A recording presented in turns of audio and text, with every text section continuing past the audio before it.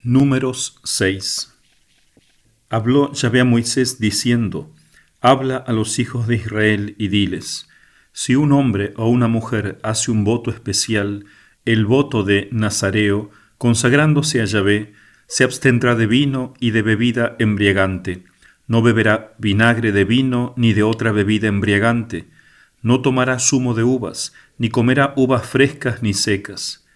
En todos los días de su nazareato no comerá producto alguno de la vid, desde los granos hasta el ollejo.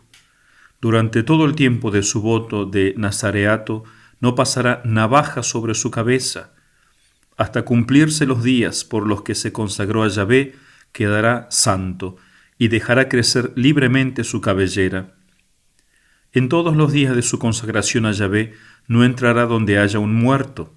No ha de contaminarse haciendo luto por la muerte de su padre, ni de su madre, ni de su hermano, ni de su hermana, porque la consagración de su Dios está sobre su cabeza. Durante todo el tiempo de su nazareato está consagrado a Yahvé. Si junto a él muriere uno de repente, contaminándose así la cabeza de su nazareato, raerá su cabeza el día de su purificación. El día séptimo la raerá, y al día octavo presentará al sacerdote 2 tórtolas o 2 palominos a la entrada del tabernáculo de la reunión. El sacerdote ofrecerá el uno por el pecado y el otro como holocausto, haciendo por él la expiación a causa del pecado en el caso del muerto, y en ese mismo día consagrará de nuevo su cabeza. Renovará ante Yahvé los días de su nazareato y presentará un cordero primal por la culpa. Los días precedentes serán nulos porque fue contaminado su nazareato. Esta es la ley del nazareo. Al cumplirse los días de su nazareato, será conducido a la entrada del tabernáculo de la reunión y presentará como oblación suya a Yahvé un cordero primal sin tacha, en holocausto, una cordera primal sin tacha para el sacrificio por el pecado y un carnero sin tacha para el sacrificio pacífico.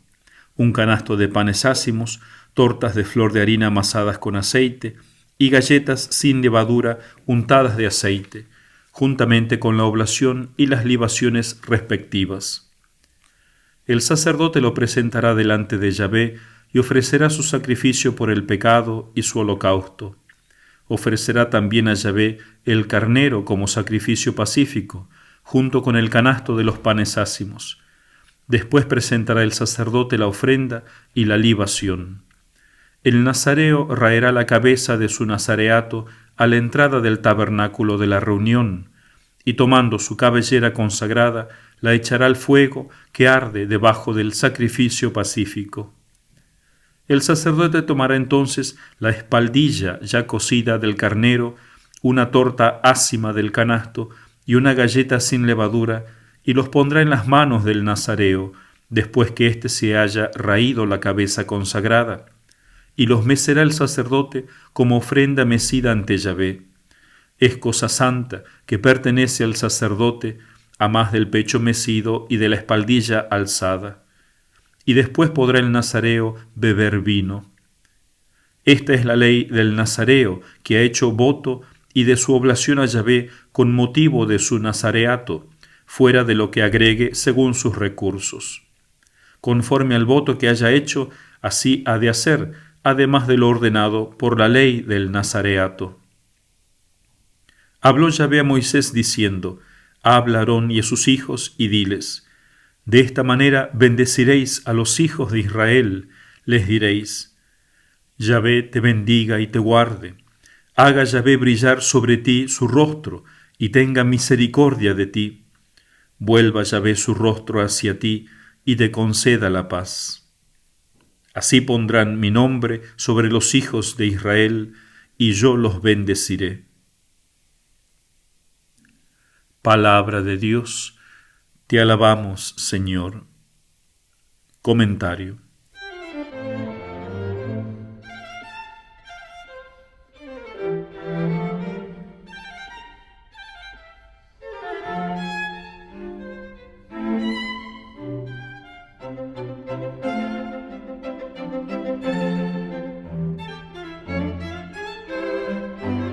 En este capítulo escuchamos dos cosas importantes.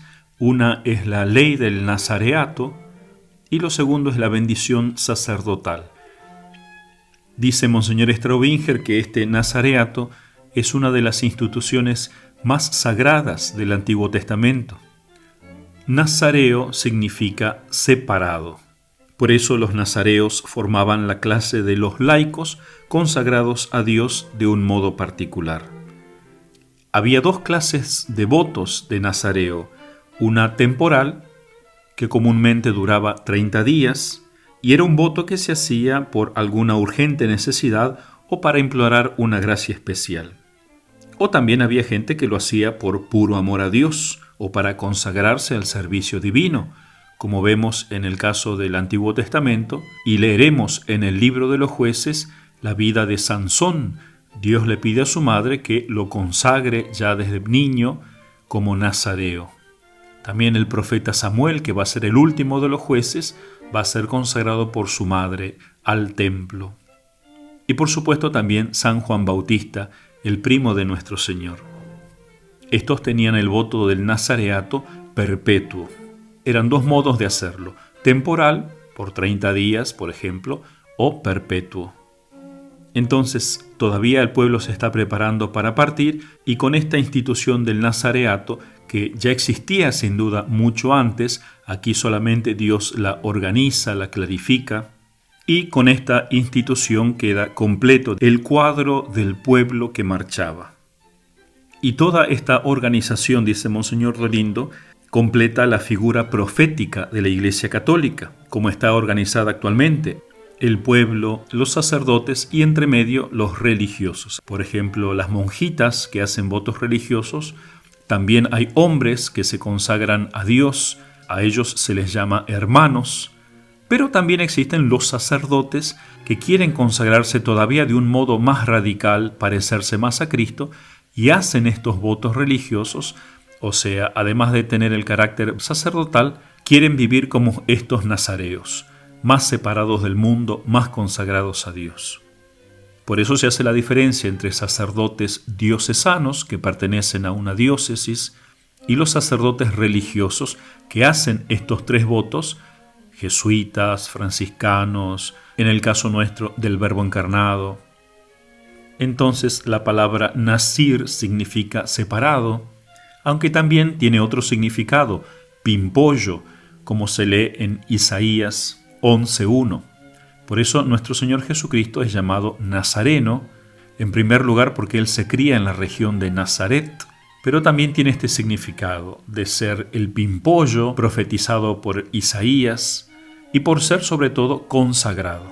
El nazareo por excelencia, dice Monseñor Straubinger, por su perfecta separación del mundo, por no hacer sino cumplir la voluntad de su Padre.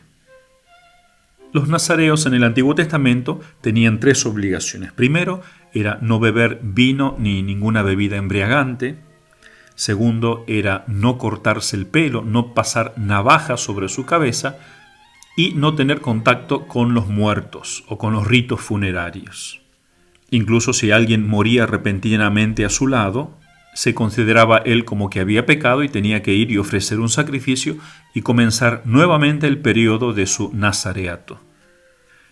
Entonces Monseñor Dolindo muestra cómo estas tres obligaciones del nazareo en el Antiguo Testamento son figura de los tres votos religiosos que hacen los consagrados en el Nuevo Testamento, que son los votos de pobreza, castidad y obediencia.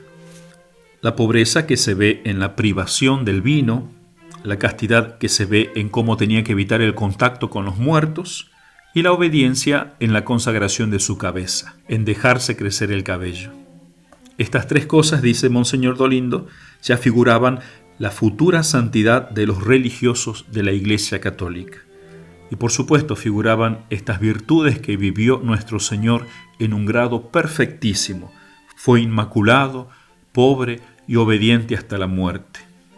Y por eso es que los religiosos hacen estos tres votos. Algunos institutos añaden un cuarto voto especial, por ejemplo los jesuitas añaden el voto de obediencia especial al Santo Padre, al Papa. Nosotros en el Verbo encarnado añadimos una consagración a la Virgen Santísima en materna esclavitud de amor, como enseñó San Luis María de Montfort.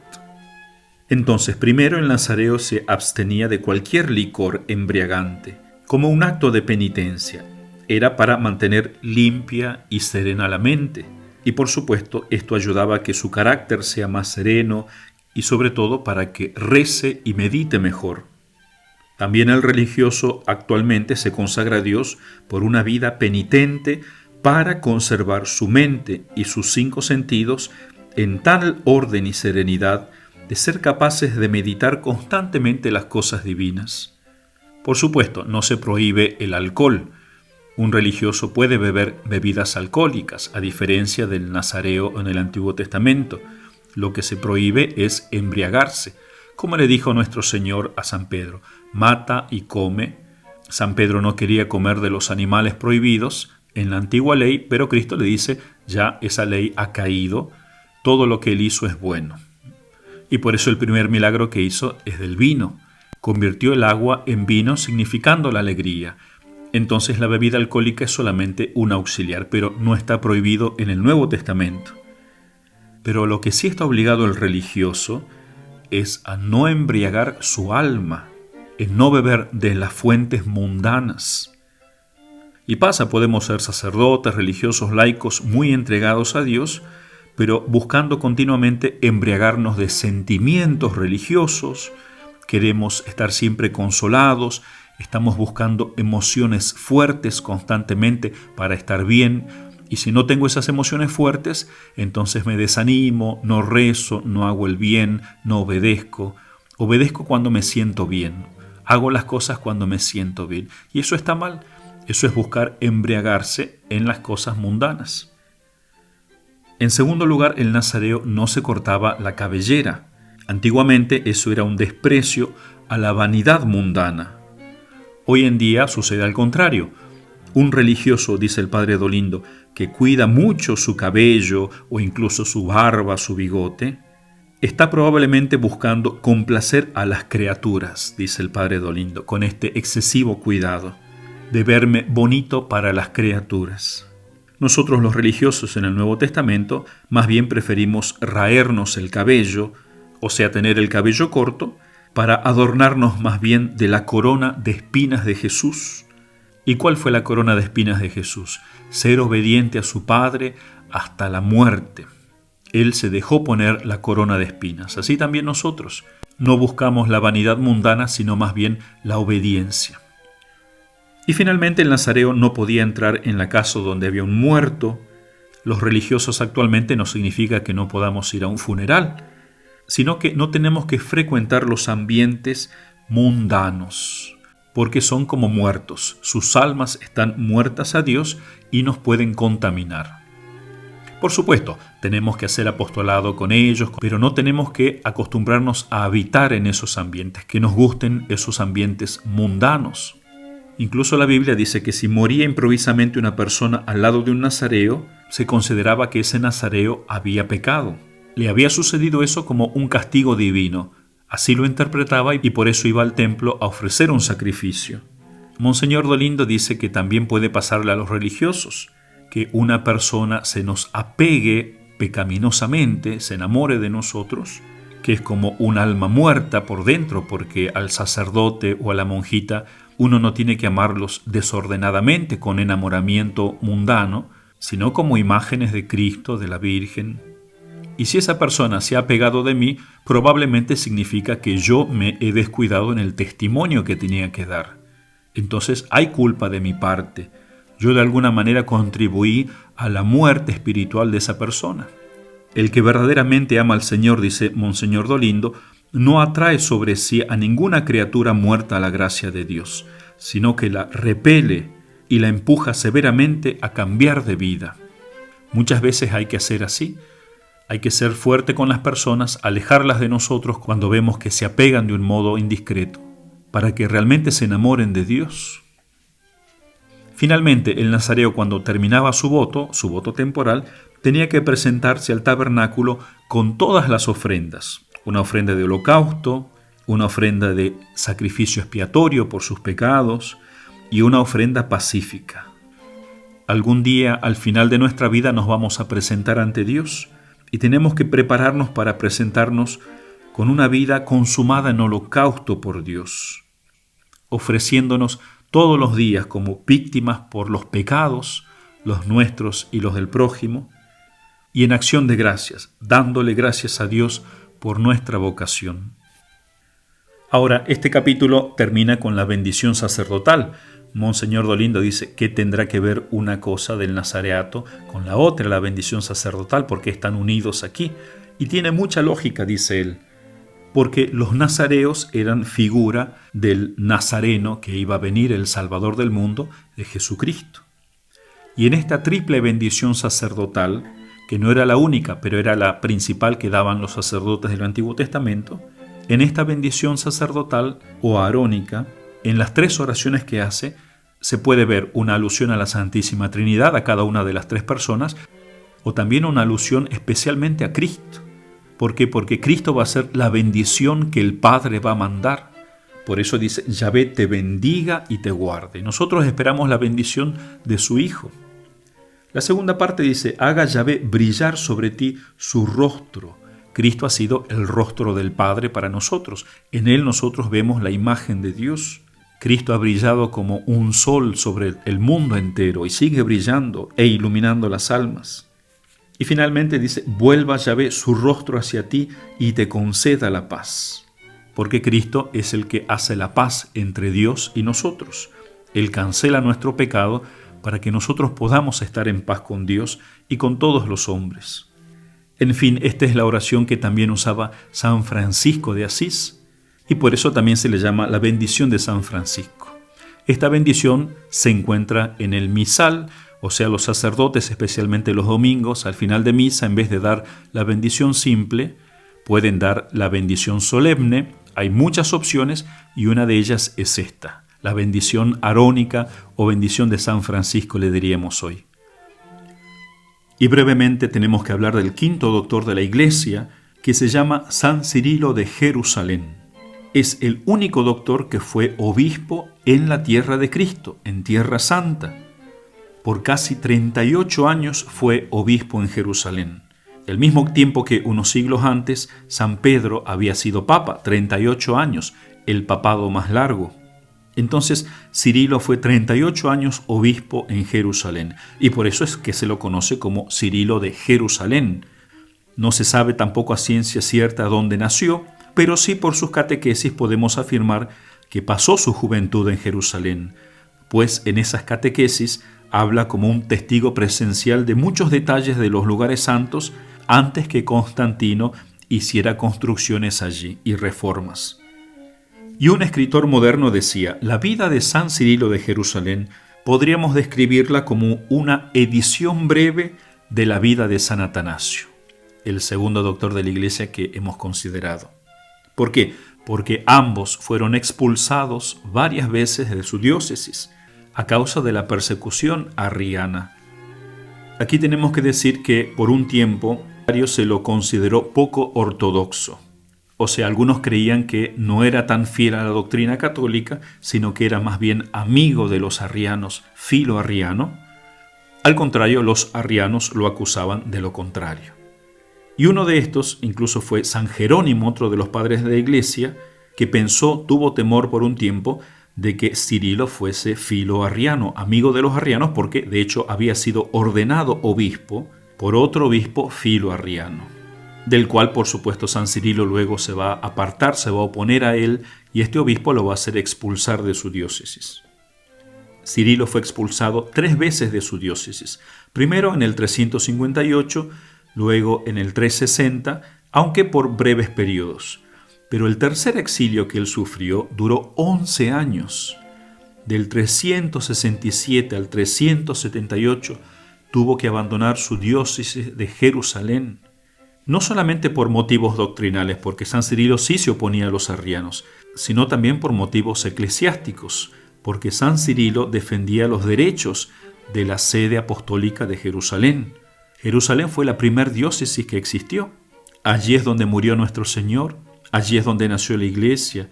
El primer obispo de esa diócesis fue el apóstol Santiago el Menor, que toda su vida Santiago vivió como un nazareo, con una consagración tan estricta que los primeros cristianos, especialmente los judeo-cristianos, lo admiraban, lo tenían en altísima veneración. Por eso Jerusalén era una de las diócesis cabeza, madre. En cambio, el obispo de Cesarea, que estaba más al norte, quería tener control sobre esa diócesis. Entonces, San Cirilo, al defender la primacía de la diócesis de Jerusalén, va a ser acusado por este obispo de Cesarea, que también era filo-arriano, y va a ser exiliado 3 veces. Por ese motivo es que San Jerónimo se equivocó al juzgarlo filo-arriano, pero eran momentos muy difíciles de una gran batalla doctrinal. Errar es humano. Más adelante San Jerónimo, al contrario, lo va a alabar. Lo mismo San Cirilo hablaba muy bien de San Jerónimo. Y miren cómo San Cirilo también habla de la Iglesia Católica. Estamos en el año 300, nuestro Señor había muerto en el año 29, y estamos hablando de lo que creían los primeros cristianos, y en el mismo lugar donde murió nuestro Señor, en Jerusalén. San Cirilo habla de la Iglesia Católica. Miren lo que dice. Si te encuentras en una ciudad extraña, no te limites a preguntar ¿dónde está la Iglesia?, ya que todas esas sectas de impíos tienen sus guaridas por iglesia. Y no os contentéis con preguntar dónde está la iglesia, sino preguntad dónde está la Iglesia Católica, porque este es el nombre peculiar de esta Santa Iglesia, Madre de todos nosotros, que es la esposa de nuestro Señor Jesucristo. La Iglesia se llama católica porque está extendida por todo el mundo, de un extremo a otro de la tierra, y porque no cesa de enseñar en toda su plenitud toda doctrina que los hombres deben conocer. Y se llama católica también porque somete a la obediencia religiosa a toda clase de hombres, gobernantes y gobernados, sabios y sencillos, y porque es un tratamiento y una cura universal para toda clase de pecados, y porque posee en sí misma toda forma de virtud que se pueda pensar. Hermosa explicación del nombre católico, del cual tenemos que estar siempre orgullosos. San Cirilo era un hombre directo y simple al enseñar las verdades divinas. No se preocupaba mucho en entrar en las disputas teológicas, por eso en sus catequesis ni siquiera se digna mencionar a Arrio o al arrianismo en sus escritos, aunque sí, claro, enseña de modo que la gente no caiga en estos errores. Pero tampoco usa la palabra, por ejemplo, homoousios, que se había usado en el concilio de Nicea para oponerse a Arrio.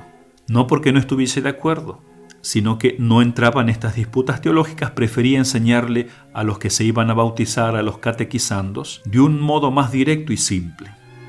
Sin embargo, en el primer concilio de Constantinopla, que va a ser en el año 381, después de Nicea fue el segundo concilio ecuménico universal, y en esos 2 concilios se armó el credo que nosotros rezamos actualmente, donde se lee el homoousios, en latín consubstantialis, de la misma sustancia del Padre, decimos nosotros. En ese concilio de Constantinopla estuvo presente San Cirilo y como obispo de Jerusalén aprobó ese credo. O sea, también gracias a San Cirilo nosotros rezamos el credo niceno-constantinopolitano. De hecho, San Cirilo usaba otro credo más simple en sus catequesis, que es sustancialmente el mismo que el credo que rezamos nosotros. Se conservan 24 catequesis famosísimas que él pronunció y escribió, que eran clases que él daba a la gente que se iba a bautizar, que se iba a confirmar, que iba a hacer la primera comunión y a sus padrinos. Están divididas así, dice el Papa Benedicto XVI. Hay una que es la introducción, y luego hay 18 catequesis dirigidas a los catecúmenos, o sea, a los que se iban a bautizar. Las 5 primeros, por ejemplo, tratan las disposiciones que tenía que tener el que se iba a bautizar, cómo tenía que convertirse de las costumbres paganas, abandonar la vida pagana, lo que era el sacramento del bautismo. Habla de las 10 verdades dogmáticas contenidas en el credo o símbolos de la fe. Y de las catequesis 6 a las 18 son una catequesis sobre el símbolo de Jerusalén, el credo de Jerusalén, en clave antiarriana. Luego las últimas 5, de la 19 a la 23, son llamadas catequesis mistagógicas. Las 2 primeras, por ejemplo, desarrollan un comentario sobre los ritos del bautismo. Nosotros sabemos cómo se bautizaba en los primeros siglos gracias a esta catequesis. Y las últimas 3 catequesis versan sobre la confirmación, sobre la comunión, el cuerpo y la sangre de Cristo, y sobre la liturgia eucarística, o sea, la misa, con una explicación del Padre Nuestro. Y en todas estas catequesis vemos cómo San Cirilo tenía una excelente formación bíblica, conocía desde joven muy bien el Antiguo Testamento y va mostrando en las catequesis cómo las promesas del Antiguo Testamento se cumplen en el Nuevo. La catequesis en Jerusalén era de esta manera, se daban durante toda la Cuaresma. Comenzaba a las 6 de la mañana y duraban 3 horas las catequesis. Y eso por 40 días, de lunes a viernes. Sábados y domingos no se contaban, por eso la Cuaresma en esa época eran 40 días, entretejida de 5 días en 5 días, o sea, 8 semanas de 5 días. Y en la Pascua eran bautizados los candidatos. Y San Cirilo enseñaba estas catequesis en la capilla del Santo Sepulcro, en el mismo lugar donde murió y resucitó nuestro Señor. Cuando todavía no se había levantado, Constantino todavía no había construido esa hermosa y grande basílica donde actualmente se encuentra. ¿Qué enseñaba San Cirilo? Por ejemplo, escuchen esto, lo que le decía a los que se iban a bautizar. Has caído dentro de las redes de la iglesia, por tanto, déjate capturar vivo. No huyas, porque es Jesús quien te pesca con su anzuelo, no para darte muerte, sino para la resurrección después de la muerte. En efecto, debes morir y resucitar. Desde hoy mueres al pecado y vives para la justicia. O sea, desde el día que se bautizaba hay una muerte espiritual y uno renace espiritualmente para una vida santa, para la justicia. Y después del bautismo dice así: 3 veces habéis sido sumergidos en el agua y otras tantas habéis emergido para simbolizar los 3 días de la sepultura de Cristo, es decir, imitando con este rito a nuestro Salvador, que pasó 3 días y 3 noches en el seno de la tierra. Esta agua de salvación ha sido para vosotros tumba y madre. Para vosotros el tiempo de morir coincidió con el tiempo de nacer. Hermosa explicación del bautismo. Tenemos que morir a la vida pagana y nacer a una vida de santidad. Incluso en el oficio de lectura hay 12 textos elegidos de sus catequesis. Por ejemplo, el que se usa para el sábado de la octava de Pascua es sobre la Eucaristía, cómo San Cirilo enseñaba el misterio de la Eucaristía. Cuando uno lo lee, uno se pregunta si Santo Tomás de Aquino, que escribió el oficio y las misas de la fiesta de Corpus Christi, una obra maravillosa, ¿no se habrá inspirado en San Cirilo? Por ejemplo, en el Tantum Ergo, que son los 2 versos más famosos de ese largo himno del Pangelingua, cuando cantamos que la fe debe suplir el defecto de los sentidos nuestros, la vista, el tacto, el gusto, etc., no alcanzan a ver a Cristo en la hostia, pero nuestra fe sí nos hace ver a Cristo ahí. Es lo mismo que predicaba San Cirilo 900 años antes. Así decía San Cirilo en su catequesis: por tanto, no consideres el pan y el vino como simples elementos, pues son, según la declaración del Señor, el cuerpo y la sangre de Cristo. Pues aunque los sentidos te hagan creer que es pan y vino, deja que sea la fe quien te lo confirme. No juzgues el asunto por el gusto, sino que por la fe ten la plena certeza, sin recelo, de que te han sido concedidos el cuerpo y la sangre de Cristo. Miren cómo la Iglesia desde el principio, desde donde nació, siempre creyó que ese pan y ese vino en la Santa Misa se convierten en el cuerpo y la sangre de Cristo. O increíble también sus catequesis sobre la mujer, hablando de modo especial de la Virgen María, realza a todas las mujeres. En sus catequesis se ve por un lado muy claro que el tema de la Virgen María no era simplemente un canal a través del cual Cristo entró a este mundo y ya no la necesito más, entonces la Virgen no tiene importancia, como dicen las sectas actualmente. Dice así él: crean que este Hijo único de Dios bajó del cielo a la tierra por nuestros pecados, tomando nuestra misma humanidad, sujeto a pruebas como nosotros. Nació de la Santa Virgen y del Espíritu Santo. Se hizo hombre, no solo en apariencia o como un fantasma, pero verdaderamente. Él no pasó a través de María como por un canal, sino que realmente tomó carne de ella y fue realmente amamantado por ella, comiendo y bebiendo como hacemos nosotros. Porque si la encarnación fuera solo una mera apariencia, también lo sería nuestra redención. Hermoso texto.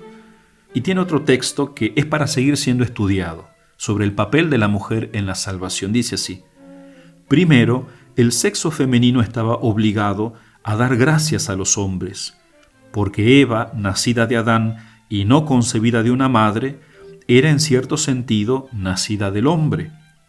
María pagó esta deuda de gratitud, pues dio a luz, y no por medio de hombre, sino por ella misma, virginalmente, por obra del Espíritu Santo y el poder de Dios. Entonces, los escritos de San Cirilo son todavía muy importantes para nosotros, por varios motivos. Primero, porque nos provee la primera exposición completa y simple del antiguo credo que se usaba en Jerusalén. Nuestra fe católica no fue inventada poco a poco, como nos acusan. Siempre hemos creído lo mismo, lo que se ha hecho es desarrollar, profundizar más en esa fe. Pero en ese credo que nos trae San Cirilo vemos cuál era la fe básica del pueblo de Dios, que son todos los artículos que creemos actualmente. En segundo lugar, la importancia de San Cirilo lo vemos en estas catequesis, donde él nos narra, especialmente en las 5 últimas catequesis mistagógicas, cómo eran los ritos del bautismo, de la confirmación, de la Eucaristía. Incluso nos enseña cómo la Santa Misa tiene que ser entendida como un sacrificio. Y daba esa catequesis en el mismo lugar del Calvario, donde Cristo nos ganó la fe y donde se sacrificó por nosotros en la cruz. Y en tercer lugar, San Cirilo ha tenido una fuerte y decisiva influencia en el desarrollo de nuestra liturgia, especialmente en lo referente a la Semana Santa. Miren, San Gregorio de Nisa, otro de los grandes santos padres que vamos a estudiar, visitó Jerusalén en el año 378.